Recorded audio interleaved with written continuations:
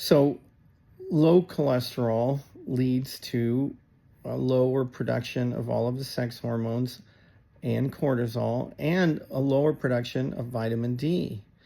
And low vitamin D is associated with increased levels of cancer, increased levels of autoimmune disease like multiple sclerosis. So low cholesterol, low vitamin D, and more disease in our body. And lower vitamin D means increased heart disease, increased risk of infection. There's no connection, there's no significant difference between an LDL that's less than 130 and an LDL that's greater than 157. So we have been misinformed, is the bottom line. Humans do not have a deficiency of cholesterol statin medications or a blood pressure medication deficiency. All of our cell membranes are made up of cholesterol. The brain is probably 70% made up of cholesterol.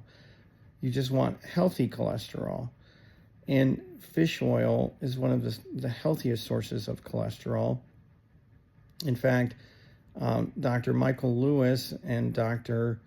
Julian Bales have done research on giving patients high-dose fish oil and in trauma brain injury situations.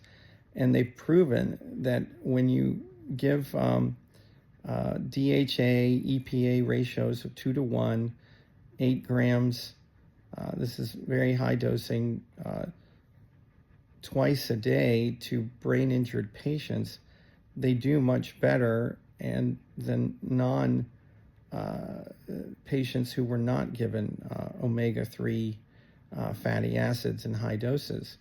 In fact, these two clinicians, and by the way, Dr.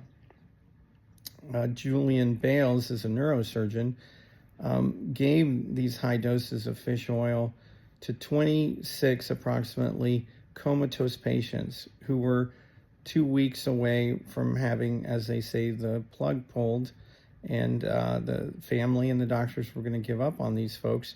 And they woke up from full-blown comas after receiving 8 to 16 grams of high-dose fish oil over a 15 to 60-day period.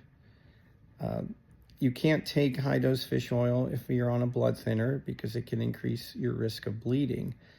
But high-dose fish oil is a much better way to control your cholesterol level and has profound benefits to your brain and your body. So next we're going to look at some research articles.